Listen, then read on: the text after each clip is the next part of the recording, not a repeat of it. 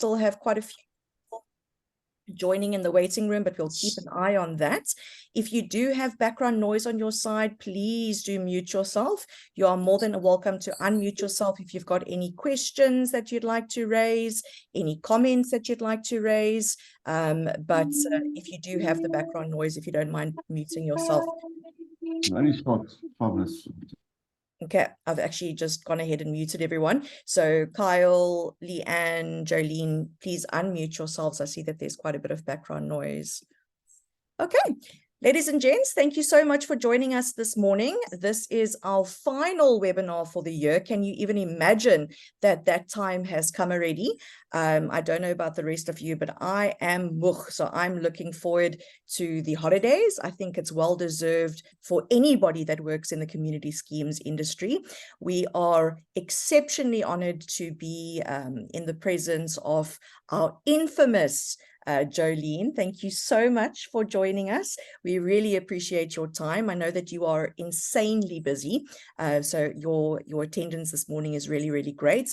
We specifically are holding this webinar a little bit early this month because for those of you that might not know, as managing agents, the PPRA are opening up the registration on the 15th of December. So we wanted to give you a little bit of a heads up with some information. We've received a couple of questions that I'll make sure that I ask Johlene, and then between her and our friend Leigh-Anne Richards, she's going to be, well, they're going to be answering all of our questions. Those of you that have joined us a couple of times will also recognize Leigh-Anne. Leigh-Anne has been working with TVDM consultants since our inception, and Leigh-Anne is an attorney herself as well as a managing agent, but I won't go into the intros. I know that Matthew is going to be tackling that. Kyle, Matthew, I'm not too sure who's going to take it from here. Yeah, I'll go next. Thank you. Right. Thanks, Linda. Good morning, everyone. I hope everyone is doing well, and thank you so much for tuning into our last webinar this year, this morning.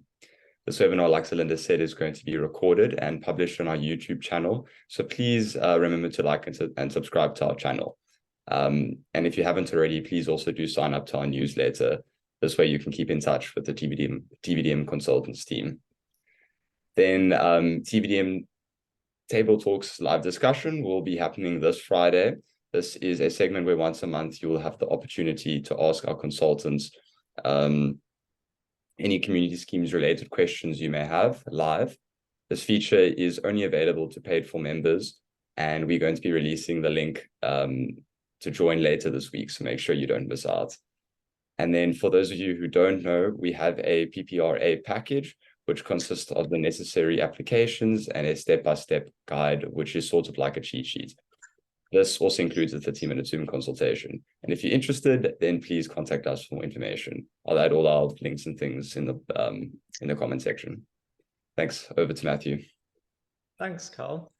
Thank you all for joining us this morning, and a special thank you to Johlene and Leigh-Anne for imparting some of their knowledge this morning. As a way of introduction, Johlene is an admitted attorney and conveyancer of the High Court of South Africa and an accredited mediator.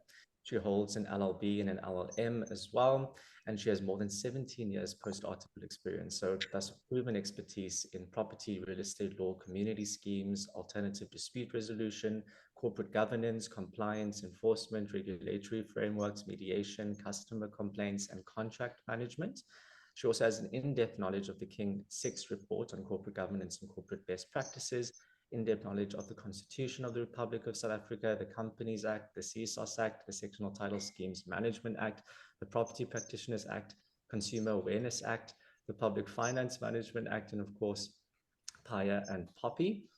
Leigh-Anne is graduated from the University of Stellenbosch with her LLB degree cum laude, and after graduating, Leigh-Anne completed her articles and qualified as an admitted attorney with Fernandez and Solms, specializing in general litigation, family, and property law.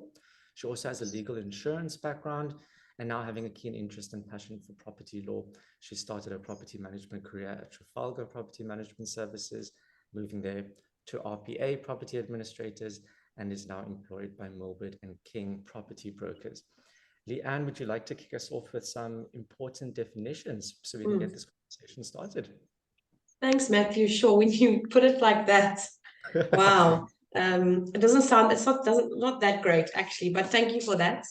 Thank you to Zelinda and the team for letting us present this morning. I know over the last, I'd say, year and a half, it's been drilled into us, all of this, how it works, how to apply, where to apply. And I think this will be one of the sort of final webinars on it in terms of what us managing agents need to do. So just for clarity, I'm going to be just dealing with some definitions, and then I'm going to hand over to Johlene just to discuss how to apply, who it applies to, and where do we go next. Just excuse me, I've been a bit sick since yesterday, so if I slip a bit, I'm really sorry. But yeah, we move, as Zulfa would say. So for this morning, I'm going to reiterate, property practitioners is where we are at, and we're looking at how it applies to us as managing agents, myself being one as well. And when it comes to the PPRA, they define a managing agent or property practitioner as someone who manages a property on behalf of someone else for remuneration. This can be a natural or juristic person, natural being someone like myself or sole proprietor, juristic being a firm, managing agent, etc. People who fall under the definition of property practitioner would be, for our purposes this morning, a managing agent. The activities that fall under this definition include all owners and staff that perform such activities to manage property. For our purposes this morning, it includes managing a community scheme and any other property held by a third party or a client. So for an example, I live in a community scheme. We also manage many community schemes. So for all intents and purposes, I will need to register because I do fall under the definition in terms of the PPRA. In terms of the Act, they have prescribed some forms to complete. There are two forms. One is for a business or a firm, the other one for an individual like myself to register, along with another form that Johlene will specify later on. This includes some fees to pay, and ultimately the idea is to get your FFC or Fidelity Fund certificate. You hold that, and then you register as a property practitioner. When it comes to the staff at a managing agent, they mention that all staff who perform the activity of managing a property need to be registered unless they fall outside of the activities, like your cleaner, your receptionist, your maintenance guy, your drivers, even bookkeepers and accountants. However, if they transact on a trust account and authorized to do so, they have to register as well. So for someone like myself, I'm authorized to act or transact on the trust account. I have access to the bank accounts of my body corporates. Thus, even if I was not performing managing agent functions or activities, I still require FFC because I transact on the bank account. Yeah, that is just the definition, standard definitions. I'm going to hand over to Johlene, and then we're going to answer and take some questions if you have any this morning. Over to you, Johlene. Thanks so much, Leigh-Anne. Thank you so much, Zelinda and team. I want to backtrack just quickly. I started at the PPRA in April, and I am delighted to announce that we have cleared the backlog. It's not happened in 5 years. We've closed 30,000 activities, so there's no FFCs outstanding for estate agents other than November. This is now this November. That is insane, Johlene. Well done. Flip, well done. We are so proud. I have actually a board meeting after. I have a board meeting right now, but I said, hang on, this was booked first, board members. So I'm not sure I might be out of a job after this. But we had a webinar actually 2 weeks ago because I believe in inclusivity on Meeting Pal, Puna's thing, and you cannot believe people from the Southeast Asia corrupted, and there was a bot inside there, so we were kicked off after 45 minutes. I can't believe it. It happened, so we're resuming our webinar on the 12th of December. Because it's groundbreaking stuff that's happening here. We've cleared the backlog, and we are registering managing agents first and foremost, because I come from that environment at the CSOS, and we know how important it is for a managing agent to have a home. You've not been regulated. You fitted nowhere previously. Yes, you had an FFC, but it was an estate agent FFC. Now you have your very own category, your very own FFC. It's remarkable. And so for the other categories as well, and hence there was no other question than starting registering managing agents. 15th of December, it's a holiday. We've wasted enough time at the PPRA for the last 100 years. So we are working on the 15th. You can come into our offices, of course. You can also send us your email or your application on email, and we're going to process it. We issue FFCs now probably within a week or so. And at the end of the day, we have made target in licensing and registration from Q2, because remember Q1, there was a strike. Q2, every time 100%. So we're delighted. We're really lifting the PPRA, and we are really valuing you as our property practitioners, as our clients. So have some faith in the PPRA. We are really trying our utmost at the end of the day. And that's why we've drafted a document. And Leigh-Anne is 100% correct in her analysis of property practitioners. We've drafted a document, frequently asked questions, especially for managing agents. It's only for you. It explains who must register. Like Leigh-Anne said, it's very clear. If the receptionist can transact on the trust account and take the money or steal the money, as I like to call it what it is, you'll need an FFC so the fund can pay out your client when you steal the money. It's as simple as that. We know portfolio managers must register and all the directors, but if you can transact at the end of the day, you must register. Now, previously, yes, Johlene, but I had an FFC as a estate agent because that was the only category that was open. 100% correct. That FFC is not going to help you in your managing agent business. We're going to cancel or deregister you on the system as an estate agent. If you only wear a managing agent hat, I'm going to give you an FFC for a managing agent. If you wear multiple hats, like many of our clients, you're a developer, you were a business broker, you were a estate agent and a managing agent, then you need 4 different FFCs, one for every firm and one for every individual. As Leigh-Anne said, we have 2 forms. The old forms are gone. We're uploading the new forms this week on the portal. We're going to send it to TVDM consultants to circulate to their vast majority of clients. The forms has been enhanced in order to be more inclusive. The form previously was not user-friendly. The forms was either you must say yes or no, and then you can't answer in the negative and the positive. I was quite confused because I tried to wear my property practitioner's hat and I couldn't understand the forms. So we changed the forms. I've said it on my webinar 2 weeks ago, then we were cut off. I can send the forms this week to TVDM consultants. It's going live this week on the website. We're going to circulate it. Read through the forms. It's very easy to understand. There's only 2, as Leigh-Anne said. One for your firm and one for the individual. For all 12 categories, whether you're an attorney, employing platform or managing agent, there's only 2 forms. That's that at the end of the day. I'm drafting an article how to fill in these forms. I'm going to tell you exactly where to go on the portal to register yourself on the 15th of December. Our portal is not working now. We've disabled the portal in order because we're working on it to get it ready for you on the 15th of December. So it's really easy to understand. We're going to take you step by step through these application forms. There's a frequently asked questions.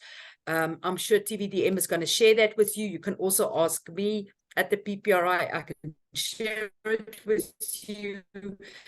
So that's really what we're up to, and that's we are moving forward. Over to you, Leigh-Anne. Thank you, Johlene. I think what I'd like to address is the exemption. You mentioned now for myself specifically, when it comes to registering as a property practitioner, you've got your FFC, and they mentioned the CPD points and the educational requirements, that, you know, the old NQF 4 and 5. So I've read somewhere that you can apply for exemption. And what's going to happen once we get to a point where you've created a regulation in regard to that? Will my exemption apply up until that point? Wow, thank you. That's a good question. So remember, the law says, the PPA, Property Practitioners Access, you must have an education requirement standard for each and every category.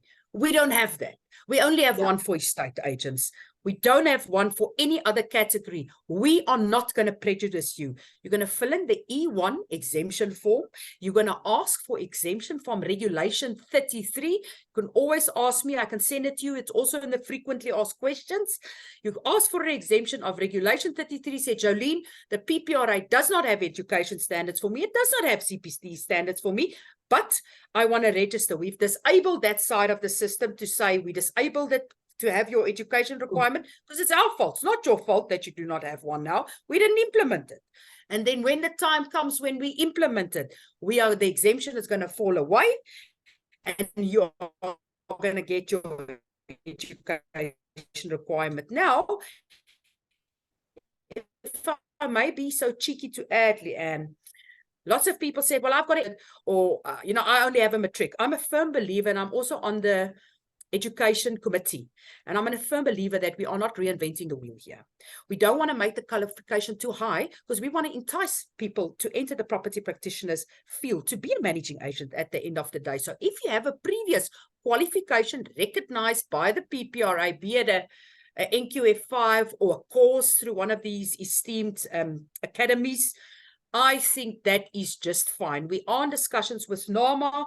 However, TVDM consultants are also part and parcel of it, and then a few other like Jennifer Paddock, etc., to have a more inclusive field in order to set down these education standards. Nothing has been said. It's been no university has been contacted to say this is what we're going to do. I know the services CETA is involved, but this is the transparent process as we go along. But for now, no education standards. We'll just register you. Okay, thank you. And then on the CPD points, that'll be the same as how the old EAAB used to work. You will do them annually to get to you'll have to get a specific amount per year. Yeah, I think that the point system has now fallen away. You have 4 models. You have to complete a certain number of models per year. I know CPD for estate agents went live. We did a couple of videos the 1st of October. So, and remember, it's going to be industry specific. If you're a managing agent, it's got nothing to do with estate agency or development. We treat the category separate. However, so it's separate education requirements, CPD, etc. And of course, we'll discuss it with the industry. Okay. I think I'm going to work through some questions. I've actually gotten the questions on WhatsApp from a few people. And then there was one question already on the chat regarding if you're an estate agent, plus you're an auctioneer, plus you're a managing agent, you know how to get 3 FFCs? Correct. And the question I got, and this is just devil's advocate, it seems a bit iniquitous because that means you're going to have to pay, it's ultimately going to get to like 10,000 Rand you have to pay, which it's a lot of money for some, especially if you're paying it yourself and not your firm is paying for it. Maybe just explain the reasoning behind that so we understand, when it comes to having to pay that money over. I mean, I kind of understand it, but I think for some, it is a hard pill to swallow. Thanks, Leigh-Anne. If you register your firm with the PPRA, it is free of charge. So that's 0, whether it's estate agency firm or MA firm, whichever, that's free of charge. We charge 2,929 for every new application. So for an individual at the end of the day, and that's legislated, these fees, and it escalates by a certain percentage on the 1st of April each year. So you're only paying for the individual FFC, you do not pay for the firm FFC. Okay. So so the main thing is if you have 4 sort of things you are doing, you must get 4 FFCs. Okay.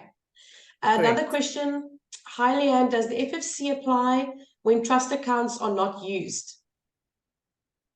I think the answer is yes, because you're still managing a community scheme. Yeah, remember there's 2 options, and we also included it in the form. You either have a Section 54(1) trust account in terms of the PPA Act, or you can exempt yourself. You can fill in the Section 4 exemption. That's also part of my unit. You can fill in the Section 4 exemption and say, Johlene, I don't deal with any trust monies. Exempt me from my trust account, but your FFC stands, whether you got a trust account or not. Okay, great. A question here, if you have done the UCT course through paddocks or the advisory and passed as a managing agent, will this be sufficient for qualifications? I think the point is, yes, you do have the qualifications, but the PPRA is creating their own educational requirements, which you will still have to meet when the time comes. Is that correct?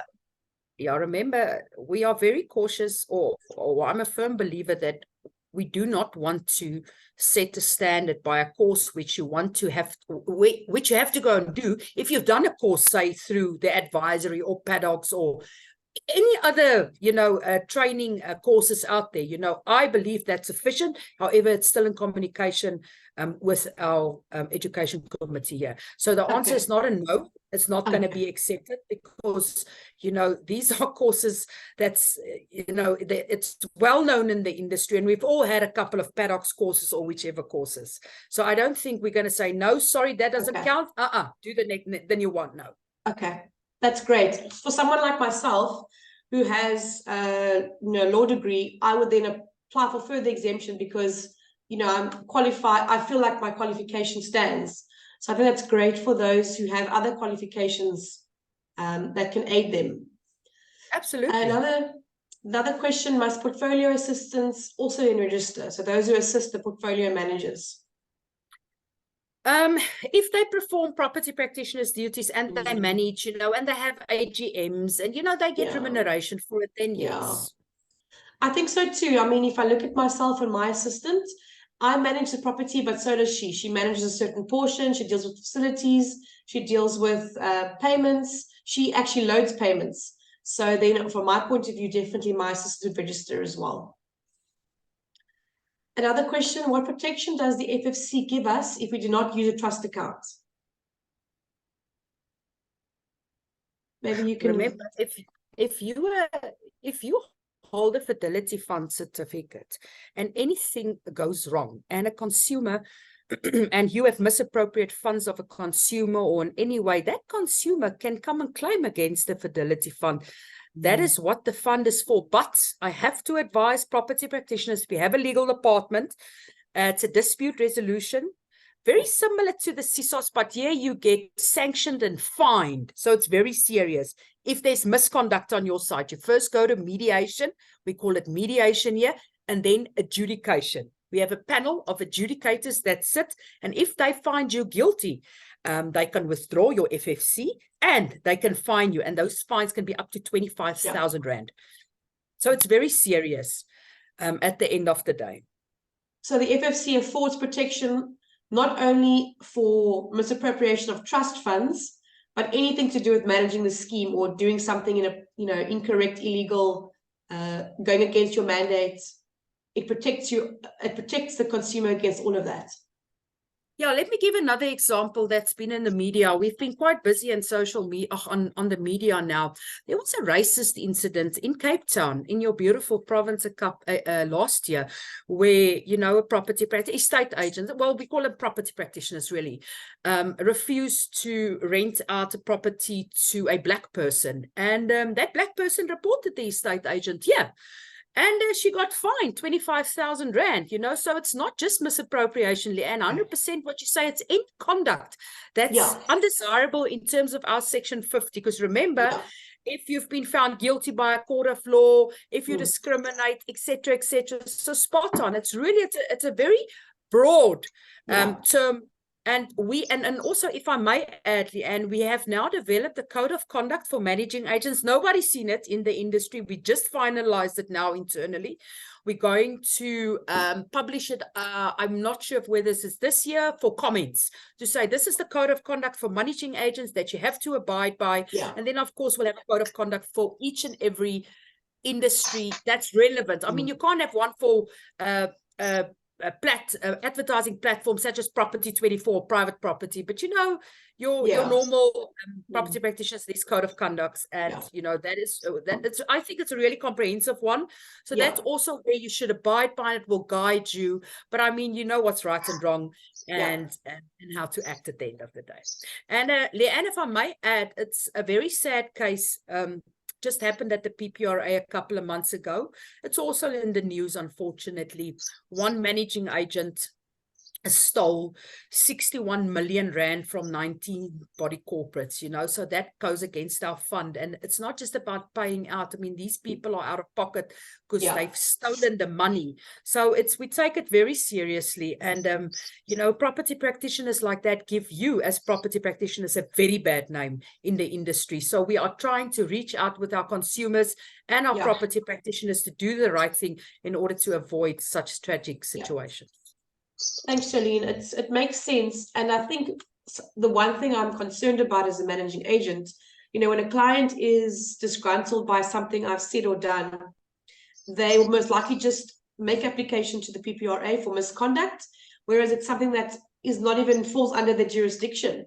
So I think I'm hoping that when you start getting more and more dispute resolution applications, that those that are fielding those applications just go through them and ensure that it's actual, you know, valid complaint. No, definitely. You know, it's a funny business we're in at the PPRA. A lot of people will say, "Oh, well, Leigh-Anne is a managing agent, and I think she's stealing my money." You know, what you allege, you must prove. We had so many people in here and come and really our legal department goes through it with a fine-tooth comb. I mean, because it's a very serious allegation and you can lose your license. And that is, and then you can't practice, you know, so it's really something that we're really looking out for. But there is a lot of disgruntled consumers out there, unfortunately, Leigh-Anne, you're quite correct. Yeah, some valid, some not, but we'll see when we get there, I suppose. I've got a question here. I'm trying to pay and it asks for a code. What is the code that I know my payment goes through to my FFC? Remember, please, that's me, that's Barbara. Thanks, Barbara. I'll go on. Okay, Barbara, thanks. Okay, Barbara, let me try and you need to pay all your PPRA stuff with your 7-digit PIN number. Now, the portal is not working because we disabled it now. Well, it wasn't really working, but we disabled it because we are trying to onboard managing agents and thereafter developers and all the other categories. So, Barbara, just pop me an email. We'll create that 7-digit PIN manually for you and that you can use for your proof of payment because we only work with the 7-digit PIN. Please just send me an email. Everybody's got my email address. Pop me an email and we'll quickly help you. Thanks, Johlene. I'll do that because I tried to pay and then it asks for that number and I don't have it. So I'll pop you an email. And then my second question is just when you do have the education standards, will, you know, when estate agents had to get education, they were given 2 or 3 years to do it. Will you do the same for PNs? 100%. We're not going to expect you to do it in an hour. There's going to be a phased-in approach and it's going to take years. Cool. Thank you. Cool. Thanks, Barbara. Someone asked about the FFC costs are quite excessive. Should this be annually, especially for those that do not do managing agent and estate agent work or other work? It's not annually, it's every 3 years. Correct? Correctly, and it's quite funny enough, the PPRA fees in the old act was higher than the fees in this act, in the new act that came into operation last year, Feb. So it is a 3-year. It's unfortunately a fee that you have to pay every 3 years. And there is no, you can ask for exemption against the fee, but it will be based on its own merits. It's a section 4 exemption. It comes to my department. You can say, Johlene, exempt me from the fees. You'll have to give reasons. It's not like the CSOS legislation where there's an automatic waiver if you're on a SASA or you earn less than a certain amount. There's no waiver automatically of fees at the PP. Another question, if my creditors administrator loads the EFT from the trust account, but a director releases the EFT, does that administrator have to have an FFC as well? The act says transact on the trust account. So if you can touch a button and you can do anything to get that money out, you'll need an FFC at the end of the day. Yeah, I agree. Somebody mentioned, please repeat the cost of the FFC for MA industry or individual. I think what Zelinda may just do is then once we get further information from you, she can just distribute it to all clients. Could that work? Sure. I'll definitely. Yeah, we got a fee document where all our fees are set out. So in the Okay. past, there was a lot of corruption at the PPRA. You can phone me. I said it's 4,000. You know, you give me a brown envelope, and I get you your FFC. That's the reality. Is what happened here. We've let this fees off. We've PDF'd it. This is the only fees to be charged. If there's any other additional fees, please check in with me. I'm not talking about the penalty fees. That can go up to 16,000 Rand for 3 years. But these fees, this is what we charge. If the people say anything other, check in with me and let's see what's going on there. I'm going to send it to you, Zerlinda. I'm going to send the application forms to you, and the FAQ, and you can just run with that. If there's any questions from your members, let's just chat and sit with it. We don't want any questions come 15th of December, which we did not advise the public of at the end of the day. So that would be unfair towards you. We want a seamless process where you register, we give you your FFC, and we hear from you 3 years later. Cool. Okay, I've got a question here, and I myself am a little bit unsure. So if the fidelity or the FFC covers us, can we cancel our private cover and PI cover? I think that's the firm itself. No, you still have to have PI cover at the end of the day. The FFC is not going to cover you for that at the end of the day. No, that's a requirement. We've actually also said that in one of our documents that we're going to release to you for public comment at the end of the day. Leigh-Anne, can I just add something quickly? There might be confusion. If you are a sole partnership or a trust, right? You do not need CIPC documents to register your firm with the PPRA. You obviously, because you are not registered with SIPC. So I just want to make that clear. If you fall in any of those categories, you don't need CIPC documents to register your firm. We'll also not ask it of you. Okay, great. I'm just going to see other questions we've got. I have an issue where an estate agent who is not an MA is not registered and giving incorrect advice to trustees and buyers, which contradicts the act, and we cannot reason with this agent. In that instance, they'll have to report them to the PPRA. Please do so. Sad reality, Leigh-Anne and ladies and gentlemen, is that we receive emails from conveyancers on a daily basis where the firm or the principal does not have FFCs and we can't pay out the commission. Similar with estate agents giving incorrect advice or property practitioners on social media and misleading clients. Please send an email to me or to the legal department. If you do not have the executive's email, it's Clarence Caton from the legal department. Pop me an email and we will action it. And because it's a very serious thing out there to have incorrect information. I also just want to mention, Leigh-Anne, perhaps that there's no principal status in managing agents or any other category. It's only for estate agents. So if you tick the application form, don't tick principal if you apply for a MA. The regulation says only a principal is for estate agent. You're a director or an employee of any other category. Okay. There's a question here I'd like Cornell could see just to elaborate. They ask, what do I need to do if F&B doesn't recognize the exemption? Cornell, thanks, Cornell. Hi, Cornell. Hi, Johlene. We've spoken to you. I personally spoke to your bankers at F&B. I don't think lots of people understand that a Section 4 exemption is in the place of an FFC because the PPRA couldn't give you an FFC because the system wasn't configured. So that's why Section 4 is as good as a FFC. So Cornell, if you're still having problems, pop me another email. I didn't see an email from you in a while now. I thought it's sorted with your banker, the lady. Let's try and sort it out. But I can't believe they're still not taking it. It's very strange because it's the Act provides for it. So just a quick background on it. So when on F&B, when you want to use the 3PIM platform, they require a FFC. So we had huge discussions with F&B and they refused to accept it, the exemption. So Johlene's spoken to them, but they came back to me and said that after the 15th of December, if an FFC is not given to them, they will discontinue my service on their free PIM. So even though Johlene made it clear to them, they still refuse to acknowledge it.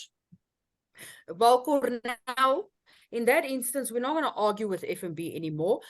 Excuse me, send your application. We'll register you first as a property practitioner then. Thank you. So you can give them. Much appreciated. Okay, thank you for that. I just want to note that I'm trying to answer as much questions as we're receiving, but I'd like to propose, if there are some that can't be answered, Zelinda can note them, and then we can maybe just create responses to those answers and pop them out to owners. Definitely. Because some of them are more managing agent specific, some of them are more on the finance side.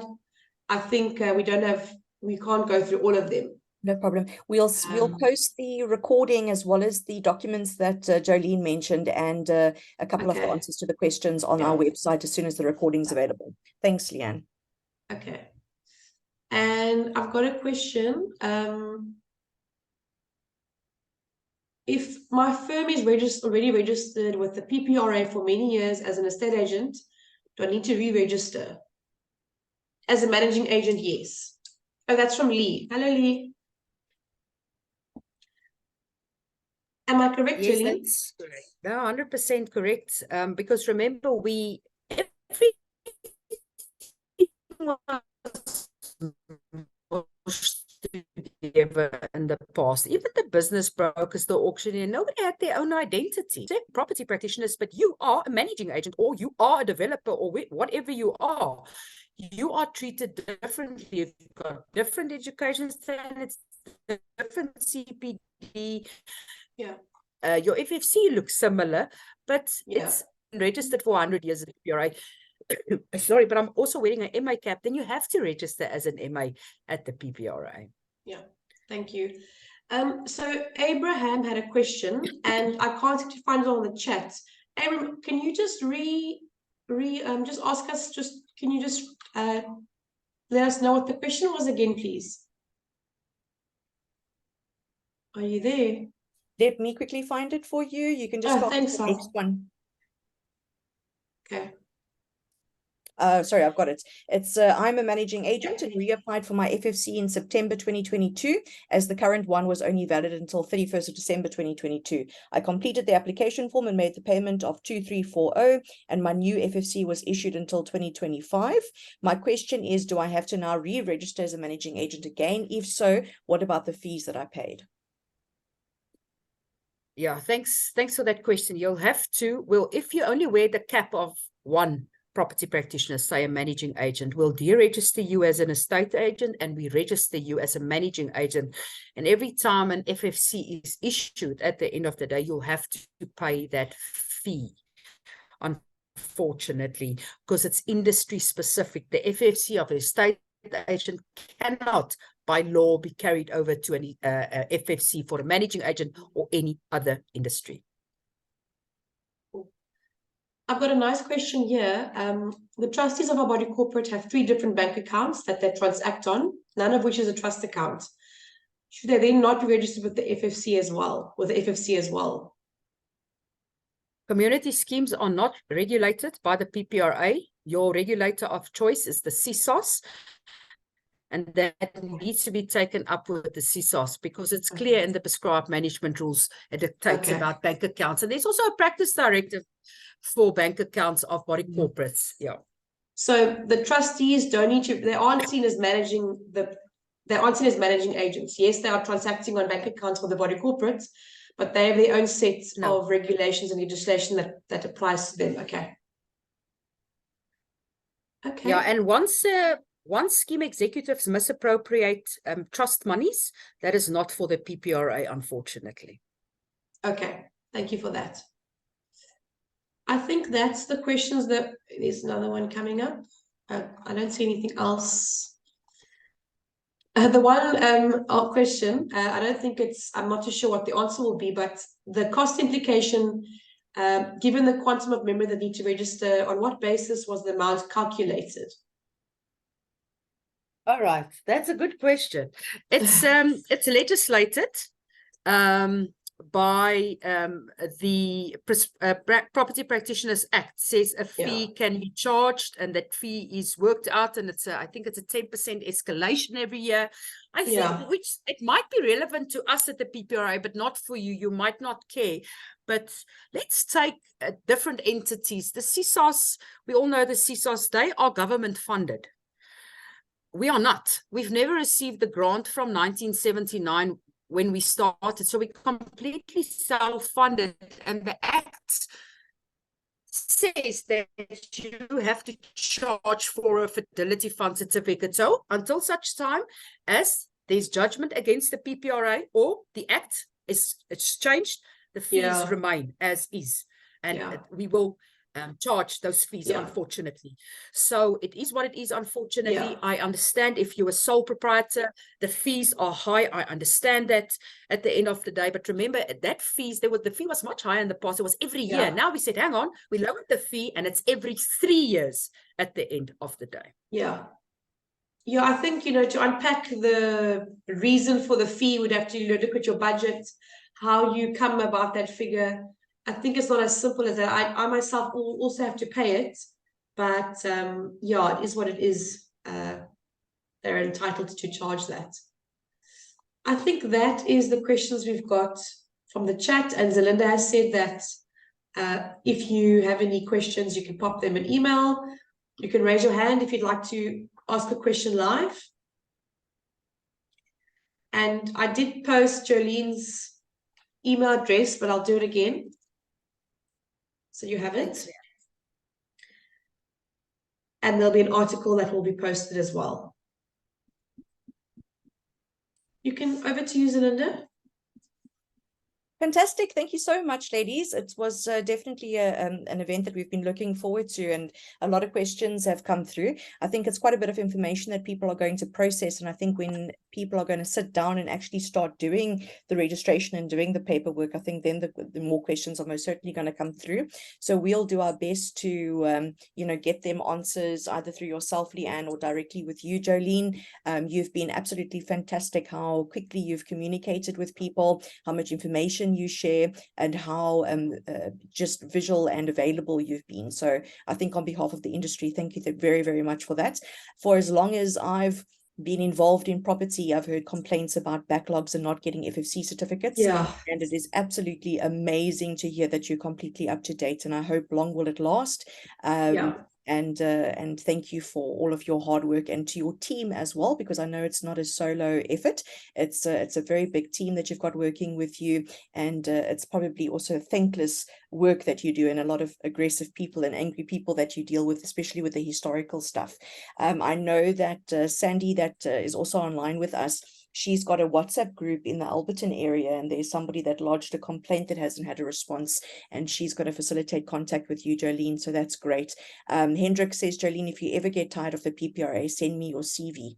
That's I think you're going to have to stand in line, Hendrik. Joliene's got a hell of a lot of options available to her.